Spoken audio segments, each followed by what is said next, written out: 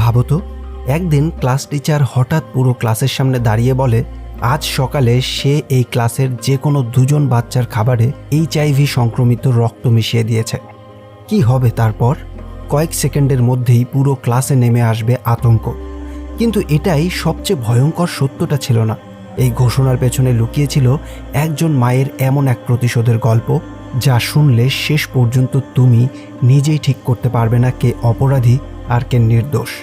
বলছিলাম 2010 সালে মুক্তিপ্রাপ্ত জাপানিজ সাইকোলজিক্যাল থ্রিলার মুভি কনফেশনসের কথা, যেটাকে এই জনরার অন্যতম সেরা সিনেমা হিসেবে ধরা হয়। যেই সিনেমা 17টি নমিনেশনের সাথে সাথে জিতে নিয়েছে 7টি পুরস্কারও।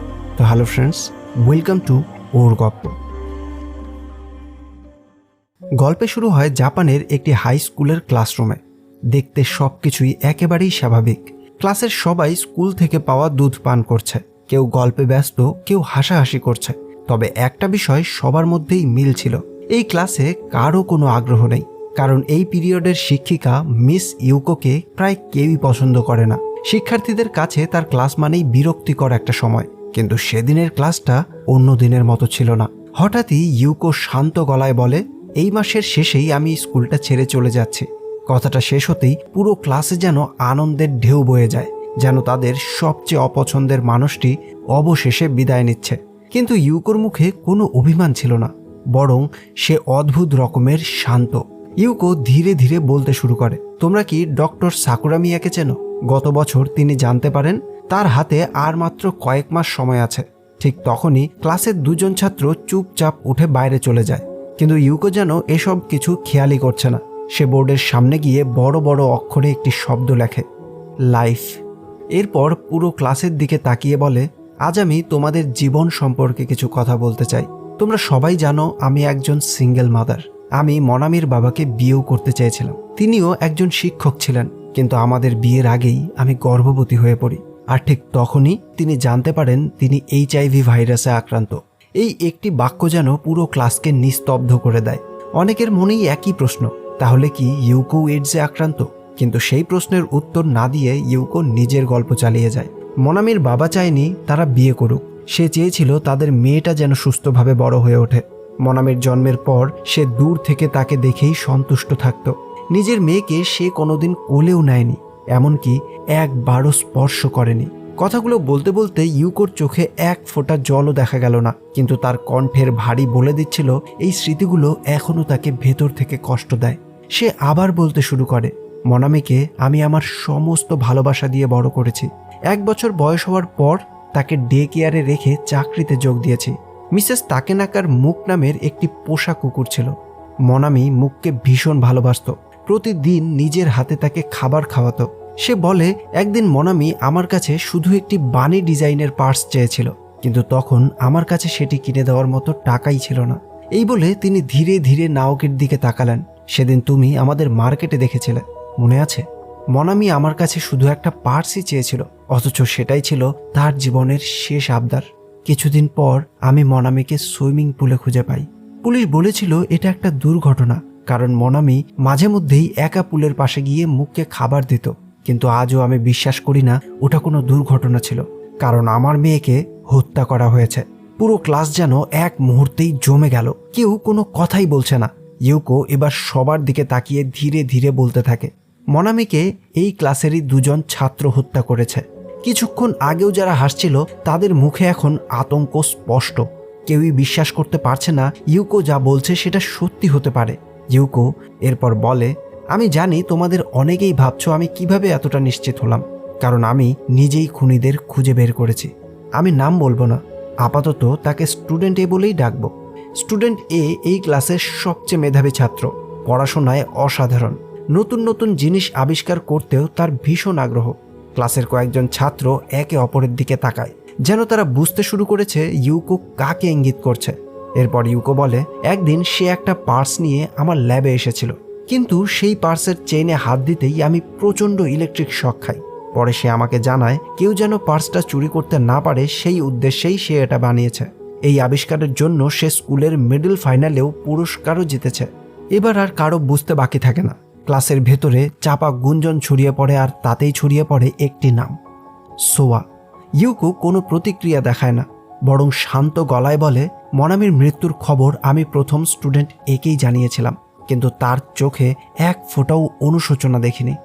বরং সে তখন নিজের পুরস্কার নিয়েই বেশি ব্যস্ত ছিল। তার বিশ্বাস ছিল এবার পুরো দেশ তাকে চিনবে, সংবাদপত্রের প্রথম পাতায় তার আবিষ্কারের খবর ছাপা হবে। কিন্তু ভাগ্য তার জন্য অন্য কিছুই ঠিক করে রেখেছিল। সেদিন মাত্র 13 বছরের একটি মেয়ে সায়ানাইড মিশিয়ে নিজের পুরো পরিবারকে হত্যা করে। দেশের সব সংবাদ মাধ্যম সেই খবর নিয়েই ব্যস্ত হয়ে পড়ে। সেই দিনই তার সব স্বপ্নও ভেঙে যায়। পুরো ক্লাস তখন শোয়ার দিকেই তাকিয়ে। এবার আসি স্টুডেন্ট বির কথায়।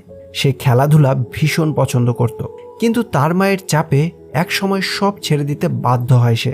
একদিন স্কুলে মারামারির কারণে তাকে পুলিশ স্টেশনেও নিয়ে যাওয়া হয়। পরে স্পোর্টস টিচার তাকে সেখান থেকে নিয়ে আসেন, কিন্তু সে অবাক হয়েছিল, কারণ তার ধারণা ছিল তাকে নিতে আমি যাব। শাস্তি হিসেবে টানা 2 সপ্তাহ তাকে সুইমিং পুলের পাশে পরিষ্কার পরিচ্ছন্নতার কাজ করতে হয়েছিল। এতক্ষণে পুরো ক্লাস বুঝে গেছে স্টুডেন্ট বি আর কেউ নয়, বরঞ্চ নাওকি। নাওকি মাথা নিচু করে বসে থাকে। ইউকো এবার দুজনের দিকেই তাকিয়ে বলে, একদিন স্টুডেন্ট এ একটা প্রস্তাব নিয়ে স্টুডেন্ট বির কাছে যায়। তারা দুজনে মিলে ঠিক করে তাদের প্রথম শিকার কে হবে। আর আমার ওপর প্রতিশোধ নেওয়ার জন্যই তারা বেছে নেয় আমার মেয়ে মনামিকে। পুরো ক্লাসরুম যেন তখনও নিস্তব্ধই আছে। ইউকো বলতে থাকে, তারা জানতো মনামি প্রায়ই মুখকে খাবার দিতে সুইমিং পুলের পাশে যেত। এটাও জানতো যে একটা বানি ডিজাইনের পার্স সে চেয়েছিল, তাই তারা ঠিক একই রকম একটা পার্স কিনে মনামিকে উপহার দেয়। মায়ের উপহার ভেবে সে আনন্দের সঙ্গে পার্সটাকে হাতে নেয়। চেনে হাত দেওয়ার সঙ্গে সঙ্গেই প্রবল ইলেকট্রিক শকে মনামি মাটিতে লুটিয়ে পড়ে। স্টুডেন্ট বি ভয় পেয়ে যায়, কিন্তু স্টুডেন্ট এ তখন স্টুডেন্ট বিকে শুধু একটা কথাই বলেছিল, সে মারা গেছে, আর তুমি চাইলে সবাইকে এটা বলেও দিতে পারো যে আমি এটা করেছি। এই কথাটা বলেই সে সেখান থেকে চলে যায়। আর ঠিক সেখান থেকেই শুরু হয় আরও এক ভয়ঙ্কর অধ্যায়। স্টুডেন্ট এ চলে যাওয়ার পর পুরো ঘটনাস্থলে একা দাঁড়িয়ে থাকে নাওকি। ভয়ে তার পুরো শরীর কাঁপছে। ভয় ধীরে ধীরে আতঙ্কে পরিণত হয়। যদি সবাই জানতে পারে এই ঘটনার সঙ্গে সে জড়িত, তাহলে তার জীবন শেষ হয়ে যাবে। সে অজ্ঞান হয়ে পড়ে থাকা মনামিকে টেনে নিয়ে সুইমিং পুলের কাছে যায়, আর তারপর এক মুহূর্তও না ভেবে তাকে জলে ফেলে দেয়।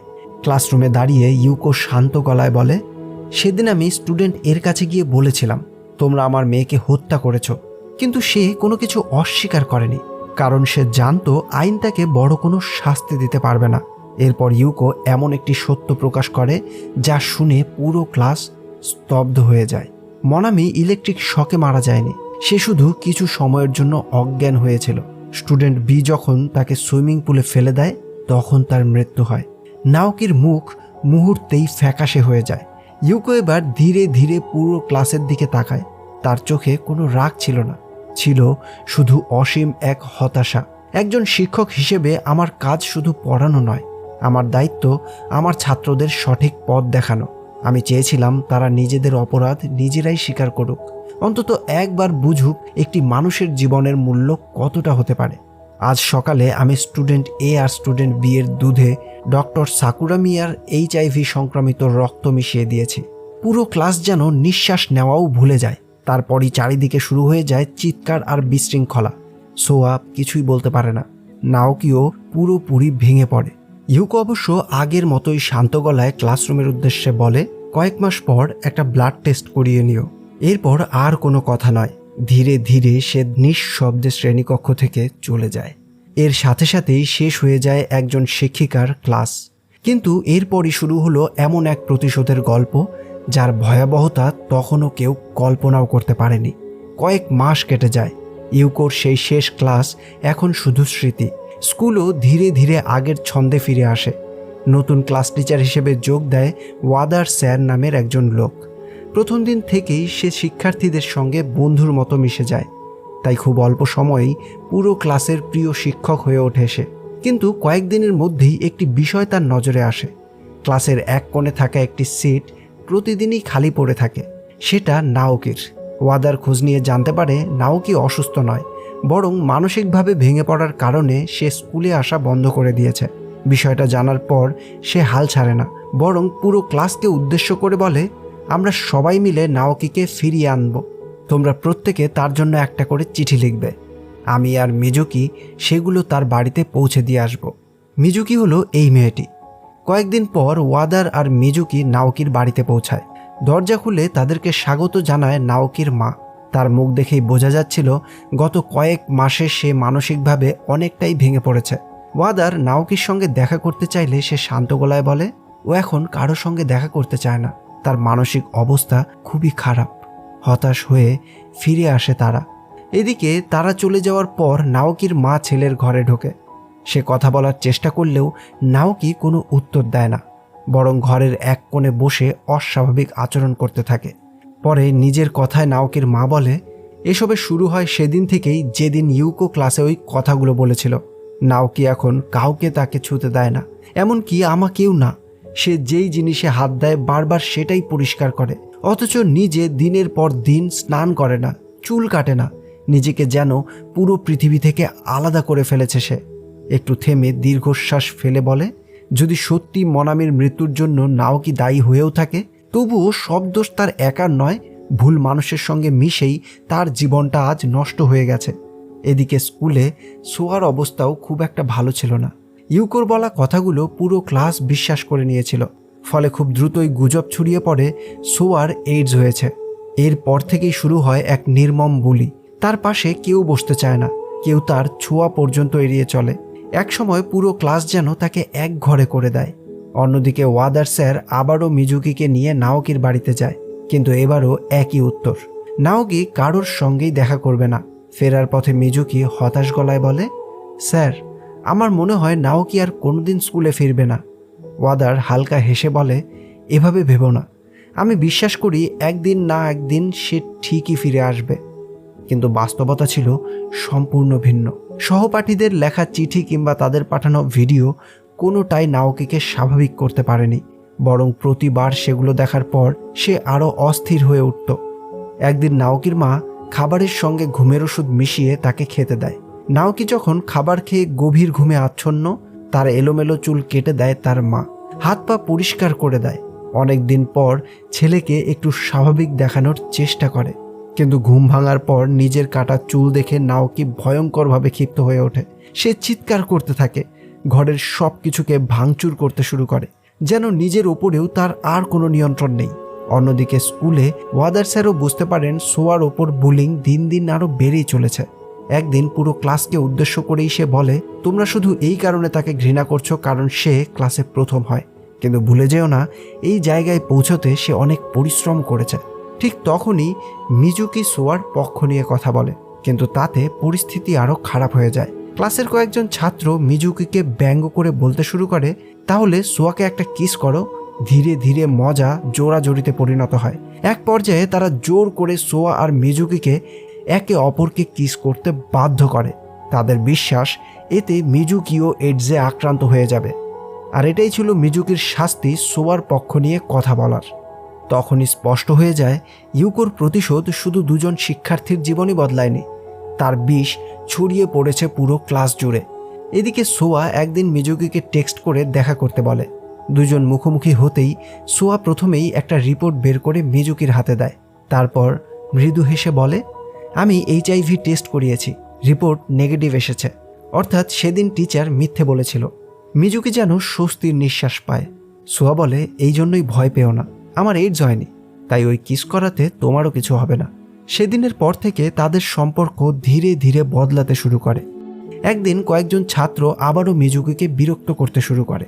পরিস্থিতি দেখে সোয়া আর নিজেকে সামলাতে পারেনি। সে পকেট থেকে একটি ব্লেড বের করে নিজের হাত কেটে ফেলে। মুহূর্তেই রক্ত বের হতে শুরু করে, আর এরপর ইচ্ছে করেই সেই রক্ত সে বুলিং করা ছাত্রদের গায়ে লাগিয়ে দেয়, আর ঠান্ডা গলায় বলে সাবধানে থেকো, আমার রক্তে কিন্তু HIV আছে। তার এই একটা কথাই যথেষ্ট ছিল। ভয়ে সবাই আতঙ্কিত হয়ে পিছিয়ে যায়। এরপর থেকে কেউ আর মিজুকিকে বিরক্ত করার সাহস পায়নি। অন্যদিকে নাওকির অবস্থা দিন দিন আরও ভয়াবহ হয়ে উঠছিল। একদিন সে একা একটি দোকানে যায়। হঠাৎ করেই সবার সামনে নিজের 2 হাত কেটে ফেলে। চারদিকে রক্ত ছড়িয়ে পড়ে। খবর পেয়ে তার মা দ্রুত সেখানে পৌঁছায় আর কোনো রকমে নাওকিকে বাড়িতে নিয়ে আসে। তার হাতে ব্যান্ডেজ করে দেয়। অনেকক্ষণ চুপ থাকার পর নাওকি প্রথমবারের মতো মুখ খোলে।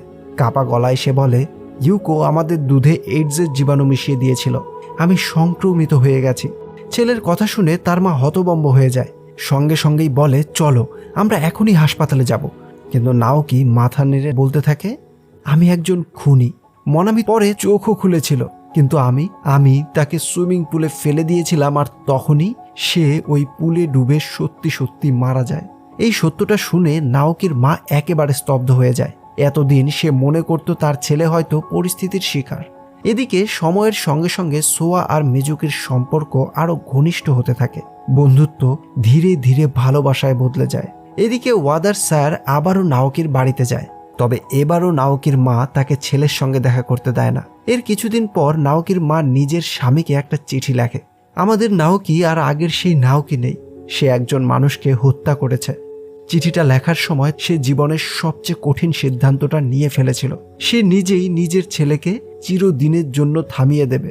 এদিকে ওয়াদার স্যার মিজুকির কাছে শুরু থেকে শেষ পর্যন্ত পুরো ঘটনাটা জানতে পারে। এরপরই সোয়া নিজের স্বীকারোক্তি দিতে শুরু করে। সে বলে কেউ কোনোদিন আমাকে শেখায়নি যে একজন মানুষকে হত্যা করা অপরাধ।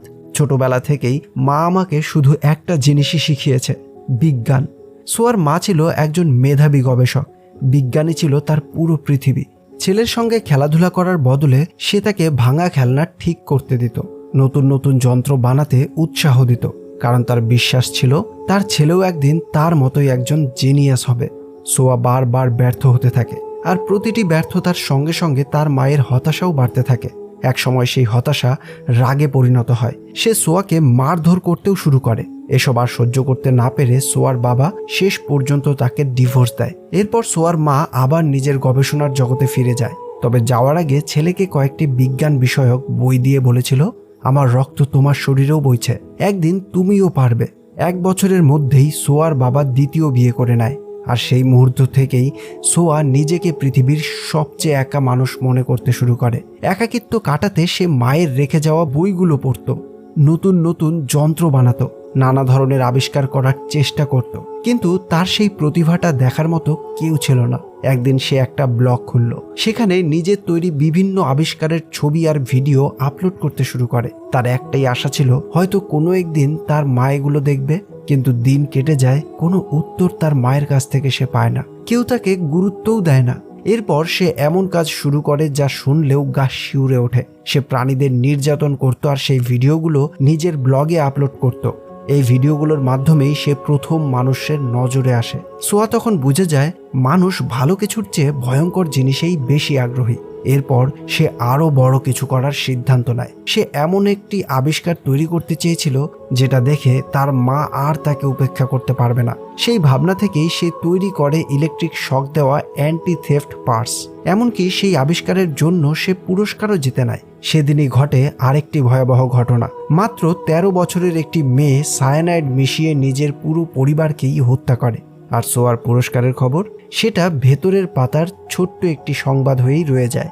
আর সেদিন আরও একটা জিনিস তার সামনে পরিষ্কার হয়ে যায়, শুধু আবিষ্কার করে মানুষের নজরে আসা যায় না। সেই মুহূর্তেই সে একটি ভয়ঙ্কর সিদ্ধান্ত নেয়, সে একটা হত্যাকাণ্ড ঘটাবে। কিন্তু একা নয়, তার জন্য দরকার ছিল এমন একজন যে তার কথা মতো সব করবে। অনেক ভেবেচিন্তে সে বেছে নেয় নাওকিকে, কারণ নাওকি ছিল খুবই সরল, তাকে ব্যবহার করা সবচেয়ে সহজ।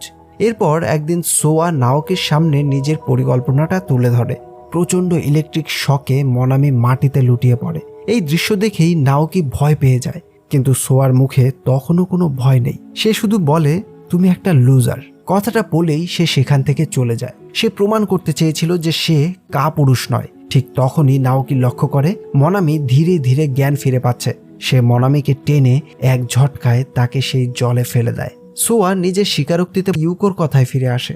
যেদিন ইউকো পুরো ক্লাসের সামনে বলেছিল তাদের দুধে HIV সংক্রমিত রক্ত মিশিয়ে দিয়েছে, সেদিন সে ভয় পায়নি, কারণ তার মনে হয়েছিল যদি সত্যি সে HIV-তে আক্রান্ত হয় তাহলে হয়তো তার মা আবার তার জীবনে ফিরে আসবেন। কিন্তু রিপোর্ট হাতে পাওয়ার পর তার শেষ আশাটুকুও ভেঙে যায়, কারণ তার শরীরে HIV-র কোনো সংক্রমণই নেই।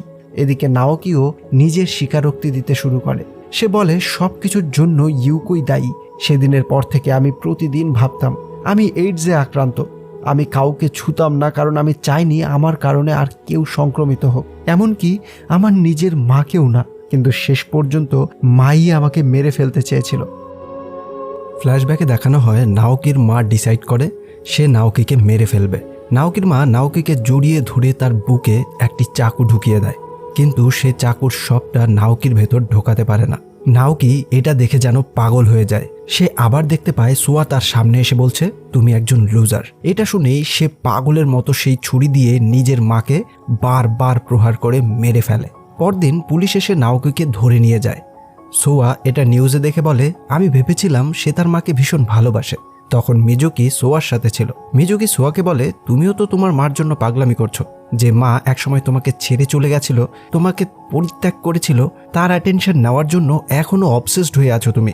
এই কথা শোনার পর সোয়ার প্রচন্ড রাগ হয়ে যায় আর সে একটি হাতুড়ি দিয়ে মিজুকিকে অ্যাটাক করে, আর তাতেই মিজুকির সাথে সাথেই মারা যায়। ফ্ল্যাশব্যাকে দেখা যায় এর আগে মিজুকি তার টিচার ইউকোর সাথে দেখা করে এসেছিল।